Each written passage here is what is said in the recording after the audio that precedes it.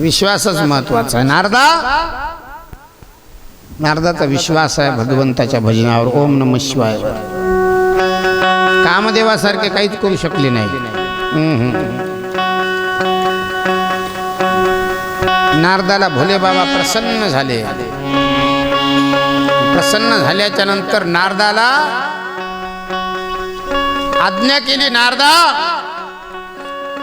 तू अखंड भगवंताचं भजन करत राहशील आणि भगवंताचं भजन करत करत तू धर्माचा प्रचार करशील. नारदजी एका जागी होते, परंतु ना भगवान शंकरजीच्या आशीर्वादामुळे नारदजी आजही त्रिलोकात भ्रमण करतात. महाराज दिसत नाही. तुम्हाला सांगतो मी, लक्षात घ्या, आजही काही काही देव माणसं आपल्याला दिसत नाही, परंतु ते फिरत असतात. सप्त चिरंजीव आहे, फिरत असतात, ते एका जागी नाही आहे. अश्वत्थामा बलिर्व्यासो फिरत आहे आजही. नवनाथ आजही फिरत आहे.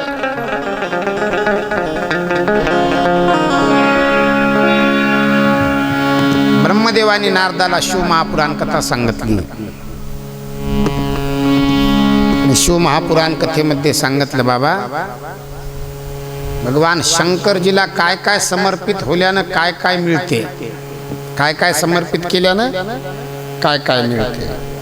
आता बऱ्याचशा गोष्टी या शिवपुराण कथेमध्ये सांगितल्या, किती समर्पित करायच्या, किती केल्यानं काय मिळते. आलं का लक्षात? आता याच्यात बऱ्याचशा गोष्टी सांगत असताना आपल्या ओळखीच्या बऱ्याच गोष्टी सांगितल्या, परंतु ओळखीच्या असून त्या आपण सहजासहजी प्राप्त करू शकत नाही भगवान शंकरजीला वाहण्याकरता. दर्भ माहित आहे ना सर्वांना? माहित नसन तरी तुम्हाला मी सांगतो, आपला शिव महापुराण कथा झाल्यावर जेव्हा तुम्ही इथून पायऱ्या चढून वर जासाल ना, तर फक्त दुरून पाहा. कारण आता मी सांगत आहो म्हणल्याच्या नंतर सगळेजण आवडीनं तिथं पाहणार आहे.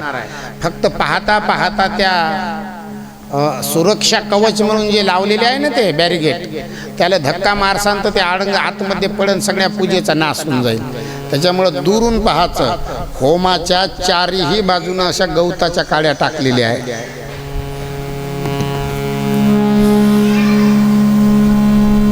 त्याचं नाव आहे दर्भ. पाच पाच काड्या टाकून आहे चारही बाजूला, त्याचं नाव आहे दर्भ. भगवान शंकराला दर्भ वाहल्याने लक्ष्मी प्राप्ती होते. दर्भ वाहल्याने कशाची प्राप्ती होते? लक्ष्मीची प्राप्ती होते.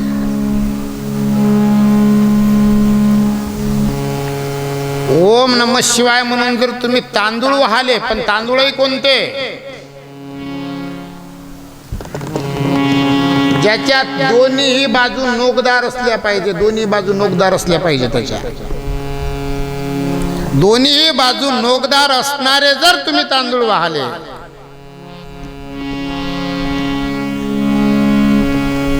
तर दारिद्र्य दूर होते. दारिद्र्य. आता प्रश्न असा आहे की दर्भ वाहल्यानं लक्ष्मी प्राप्ती होते.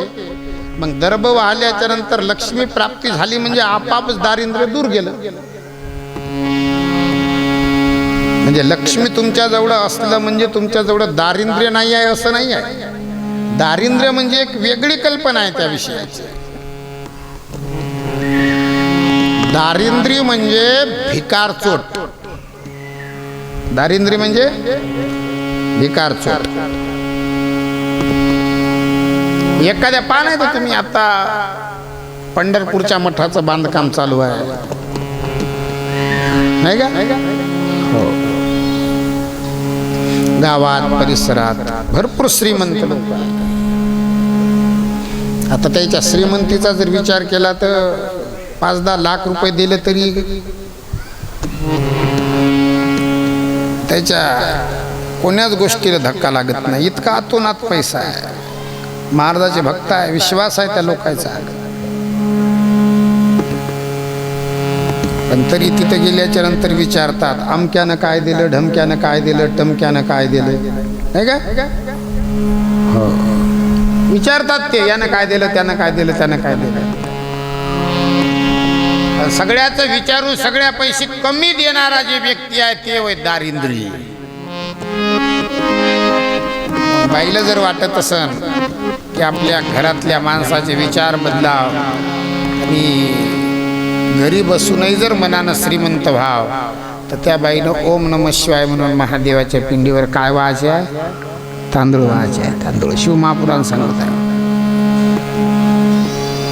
आता मला वाटतं श्रावण महिना लागणार आहे 2-4-8 दिवसात.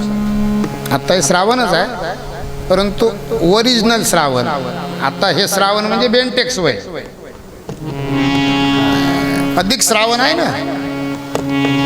निज म्हणजे नेहमीचा, जवळचा.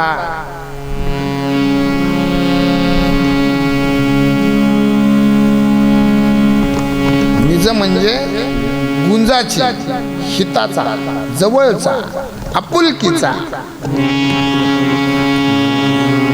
साधू संतांनी निज शब्द बऱ्याच जागी वापरला, पण वापरत असताना व्याकरणाच्या दृष्टीने विचार केला तर त्या प्रसंगानं रूप त्या निज शब्दाची व्याख्या बदलली, अर्थ बदलला. सद्गुरु नायके पूर्ण कृपा केली. काय दाखवली? काय दाखवली? निज वस्तू. निज वस्तू दाखवली माझी मज. कोणती निज वस्तू? तर माझे सुख मज डावी येले डोळा. कोणती निज वस्तू दाखवली? तर माझे सुख. इथं सुख हे निज वस्तू दाखवली.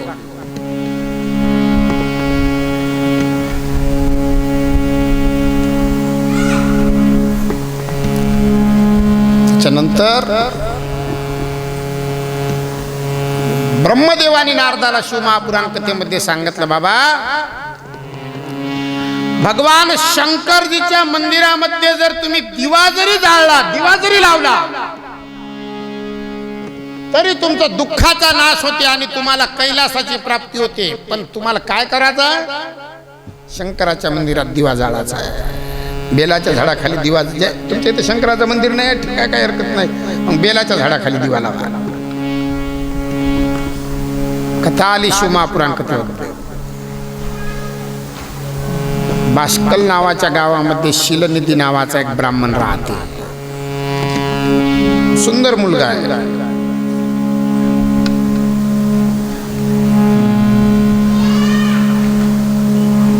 मुलगा यज्ञोपवीत संस्कार केले,